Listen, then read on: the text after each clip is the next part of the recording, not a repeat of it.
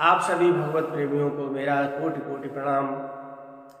पिछले वीडियो में मैंने श्री हनुमान चालीसा की प्रथम दोहे की व्याख्या करने का प्रयास किया था। में मैं श्री हनुमान चालीसा के दूसरे दोहे की व्याख्या करने का अपनी बुद्धि के अनुसार प्रयास कर रहा हूँ।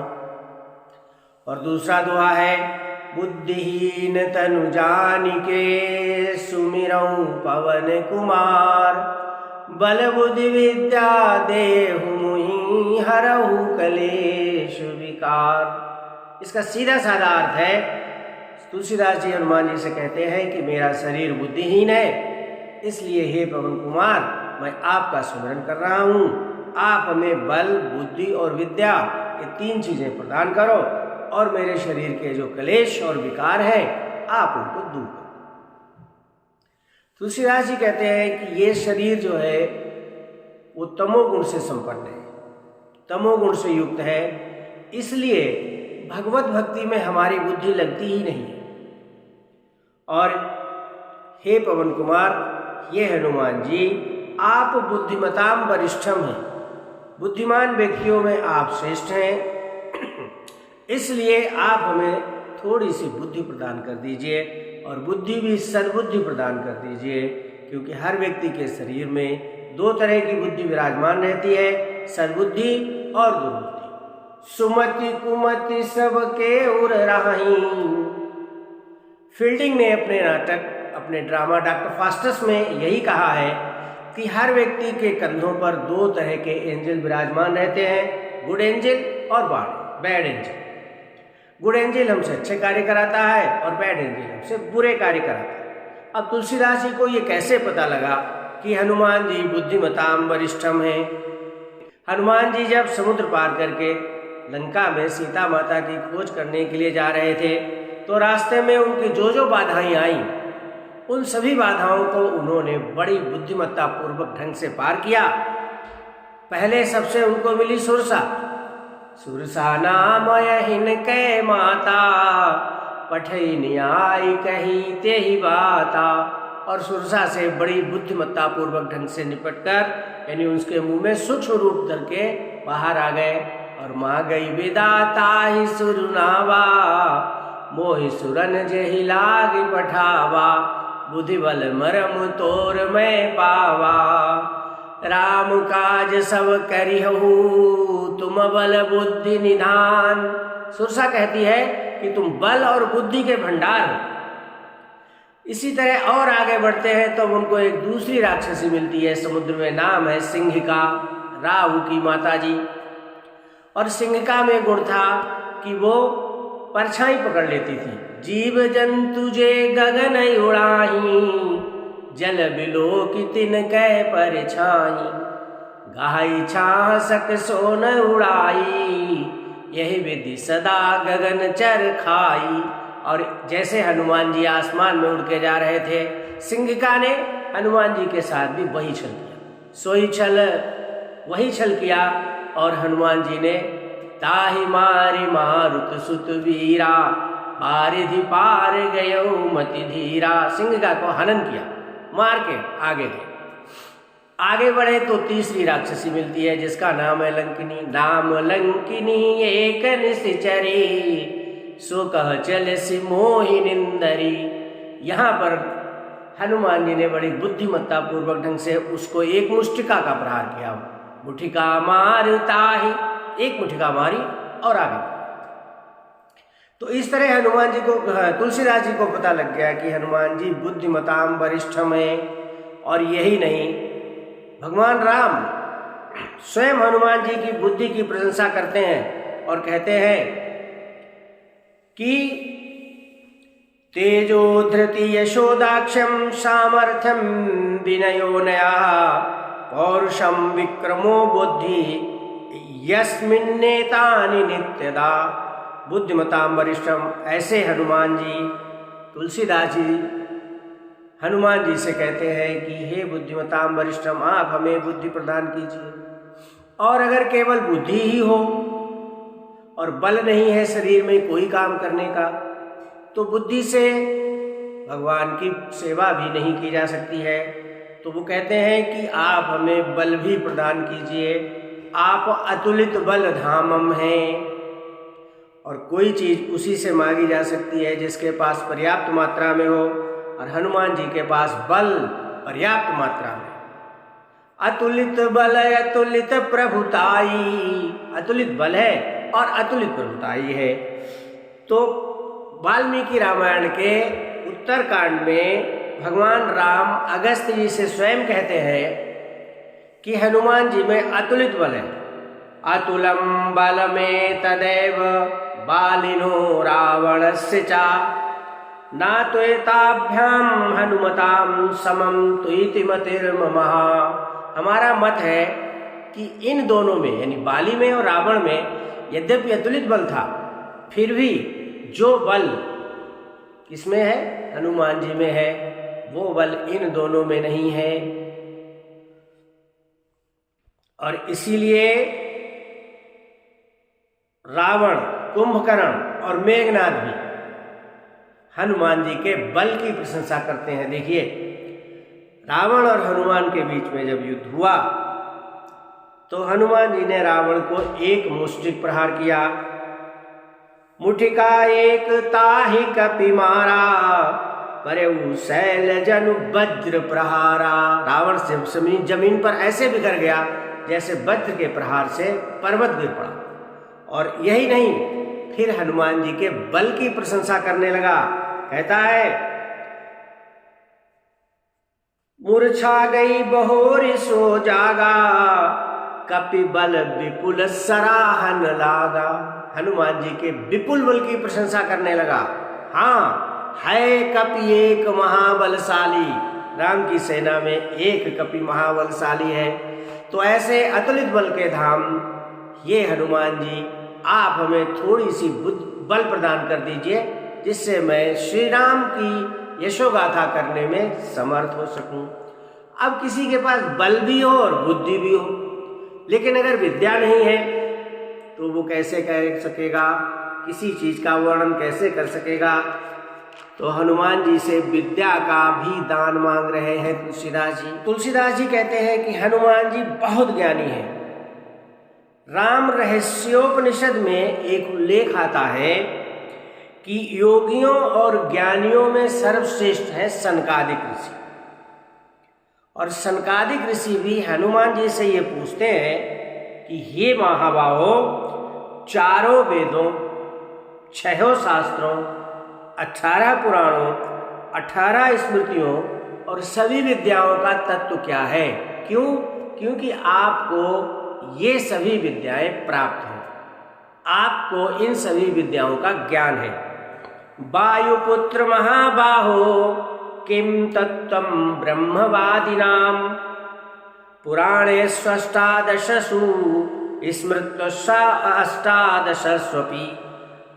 तो इतने बड़े महाज्ञानी, इतने बड़े महाबुद्धिमान, इतने बड़े बलशाली, अतुलित बलधामम, बुद्धिमताम वरिष्ठम, ज्ञानिनाम अग्रगण्यम, इनसे अगर हम थोड़ी सी बल और बुद्धि और विद्या हमें मिल जाए तो हम रघुवर के विमल इसका वर्णन करने में समर्थ हो सकेंगे। यही तुलसीदास जी की धारणा है, यही तुलसीदास जी की भावना है। अब इन 3 चीजों को प्राप्त करने के बाद तुलसीदास जी कहते हैं कि हमारा ये शरीर क्लेश और विकारों का भंडार है। आप हमारे क्लेश और विकारों को भी दूर कीजिए। अब क्लेश कौन कौन से होते हैं, ये हम इनको भी जान लेते हैं। पाणिनि ने अपने योग सूत्र में शरीर के 5 क्लेश बताए। कौन कौन से हैं? अविद्या, अस्मिता, राग, द्वेष, अभिनिवेशा, 5 क्लेशा, 5 क्लेश हैं। अविद्या, अस्मिता, राग, द्वेष और अभिनिवेश, ये 5 क्लेश हैं। इसी तरह भाष्यकार व्यास ने भी 5 क्लेश बताए हैं। वे हैं तम, मोह, महामोह, तमिश्र और अंधतामिश्र। अब जाने कि हम जान लें कि अविद्या और तम और अंधतामिश्र और तामिश्र होता क्या है। अविद्या का अर्थ होता है अज्ञान, यानी जो अनित्य वस्तुएं हैं, जो अस्थायी वस्तुएं हैं उनके प्रति स्नेह, उनके प्रति मोह, उन्हें नित्य मान लेना ही अविद्या है। सामान्य बात यह है कि जो अनित्य वस्तुएं हैं उन वस्तुओं को नित्य मान लेना ही अविद्या है। जैसे घर है, हमारा शरीर है, ये अनित्य है, लेकिन सामान्य व्यक्ति यही समझता है ये हमेशा चलता रहेगा, ये हमेशा हमारा रहेगा, यही अविद्या है। यजुर्वेद में एक मंत्र आता है, विद्याम चा यस्तद्वेदो भयम सहे अविद्या मृत्युम तीर्त्वा विद्याया अमृतम स्नुते। अविद्या जो है वो मृत्यु के समान है, अज्ञान मृत्यु के समान है और विद्या अमृत के समान है। इसलिए अविद्या को दूर करो हे प्रभु, अर्थात आप हमें विद्या प्रदान करो। दूसरा है क्लेश अस्मिता। अस्मिता का मतलब है मोह, मोह और अहं का भाव ही अस्मिता कहलाता है। ये मैं हूँ, मैं अरु मोर तोर यह माया। भगवान राम कहते हैं कि मैं और मेरा तेरा यही एक अस्मिता है। और तीसरा क्लेश है राग। राग यानी महामोह। सुख के जो साधन है उनके प्रति आसक्ति, उनके प्रति मोह ही राग कहलाता है। द्वेष, द्वेष क्या होता है या तामिश क्या होता है? जो दुख या दुखजनक वृत्तियां हैं, दुख या दुखजनक वस्तुएं हैं, दुख प्रदान करने वाली वस्तुएं हैं, उनके प्रति क्रोध की अनुभूति ही द्वेष कहलाती है।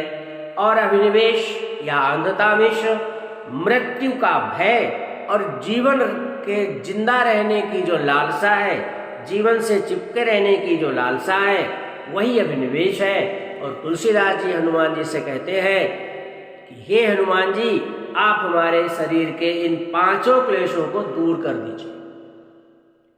आइए अब हम ये जानते हैं कि हमारे शरीर के विकार क्या हैं। तुलसीदास जी कहते हैं हनुमान जी से कि हे हनुमान जी, आप हमारे विकारों को दूर कीजिए। शरीर में 6 विकार होते हैं। अरण्य कांड के दोहा संख्या 45 की 7वीं चौपाई में नारद जी को संतों के लक्षण बताते हुए भगवान राम कहते हैं कि जो संत होते हैं यानी जो सज्जन व्यक्ति होते हैं वो 6 विकार जित होते हैं। 6 विकार जित अनघ य कामा अचल य किंचन सुचि सुख धामा। 6 विकार जित है। तो भगवान राम ने ये 6 विकार कौन कौन से बताए हैं, आइए अब हम उन पर थोड़ी चर्चा कर लेते हैं। जो 6 विकार हैं वो है काम, क्रोध, मद, लोभ, मोह और मत्सर। काम, क्रोध, मद, लोभ सब नाथ नरक के पंथ, सब परिहरि रघुबीरहि भजहु भजहि जय संत। तो काम क्या है? संसार की जो वस्तुएं हैं उनको प्राप्त करने की कामना ही काम कहलाता है। यानी आज हमारे पास छोटी गाड़ी है तो कल को हमें बड़ी गाड़ी मिल जाए, ये कामना ही एक काम है। आज हमारे पास छोटा घर है तो कल मेरे पास बड़ा घर हो जाए। तो इस काम का जो विकार है हमारे शरीर से वो दूर हो जाना चाहिए। यही हनुमान जी से तुलसीदास जी प्रार्थना करते हैं। दूसरी जो विकार है वो ये है क्रोध। अप्रिय बात या घटना को सहन ना कर पाना और उससे शरीर में क्रोध उत्पन्न होना, यही क्रोध कहलाता है। क्रोध जो है विनाशकारी होता है। क्रोध कबहु नहीं कीजिए, क्रोध पाप को मूल। गीता के अध्याय 2 श्लोक संख्या 63 में कहा गया है, क्रोधात् भवति सम्मोहा, सम्मोहात् स्मृति विभ्रमा, स्मृति भ्रंशाद बुद्धिनाशो और बुद्धिनाशत प्रणश्यति। यानी क्रोध से मनुष्य बर्बाद। तीसरा जो विकार है वो है लोभ, यानी 99 का चक्र। संसार के सभी पाप लोभ के कारण होते हैं। महाकाय हस्ती भी विषय लोभ की लालसा से बंधन में पड़ जाता है और मनुष्य भी लोभ के वशीभूत होकर के नाना प्रकार के कष्ट सहन करता है। इसलिए हमारे शरीर से काम, क्रोध और लोभ, ये तीनों विकार ये हनुमान जी आप दूर करें। इसके बाद आता है मोह। मोह का मतलब होता है अपने अस्तित्व की शाश्वतता में विश्वास करना, कि हम हमेशा बने रहेंगे, ऐसे ही बने रहेंगे, कभी हमारा ना अच्छा पतन होगा, कभी हमारे अंदर न वृद्धावस्था आएगी। वही मोह है। गुरु नानक कहते हैं नादरी करे ता एहु मोह जय, यानी सब कुछ भगवान पर छोड़ दो, किसी से मोह मत करो। यही मनुष्य का धर्म होना चाहिए। नादरी करे ता एहु मोह जय, मोह जय। पांचवा जो विकार है वो है मद। मद का मतलब होता है अहंकार, धन का मद, विद्या का मद, पद का मद, शारीरिक बल का मद, सुंदरता का मद, प्रतिष्ठा का मद, यौवन का मद। ये सब मद जब व्याप्त रहेंगे तब तक हम भगवान के श्री चरणों में हमारा मन नहीं लग सकता है।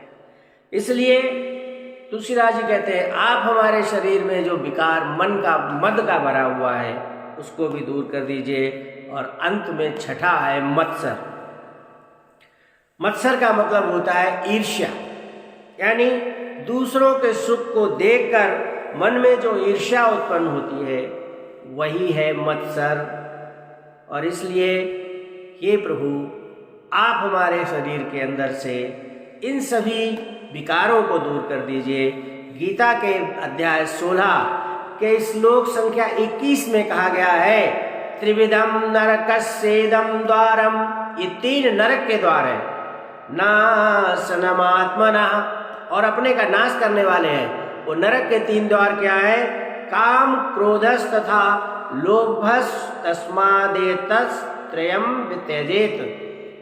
काम, क्रोध और लोभ, ये 3 नरक के द्वार हैं। तुलसीदास जी ने भी सेम कहा है कि काम, क्रोध, मद, लोभ सब नाथ नरक के पंथ। इसी यही बात गीता में भी कही गई है। इसलिए इनको तुरंत त्याग देना चाहिए। ये नरक के द्वार है, ये नरक के रास्ता है। तो इसलिए तुलसीदास जी के हनुमान जी से कहते हैं कि हे प्रभु हमारे शरीर से इन विकारों को दूर कर दीजिए। हमारे शरीर से सारे जो क्लेश हैं उनको दूर कर दीजिए। क्योंकि आप तुलसीदास जी हनुमान जी से क्यों कहते हैं? इसलिए क्योंकि हनुमान जी 11वां रुद्र अवतार है और ये 5 क्लेश और 6 विकार मिलकर 11 वस्तुएं ही बनते हैं। आप 11वें रुद्र हैं और आप इन 11 शरीर विकारों को और क्लेशों को हमारे शरीर से दूर कर दीजिए। तब हम रघुवर के विमल यश का गान करने में समर्थ हो पाएंगे। मुझे उम्मीद है कि ये व्याख्या काफ़ी कुछ सटीक रही होगी। पसंद आई है तो वीडियो को लाइक, शेयर और कमेंट करें और मेरे YouTube चैनल को सब्सक्राइब करें। वीडियो देखने के लिए धन्यवाद। नमस्कार। जय श्री राम।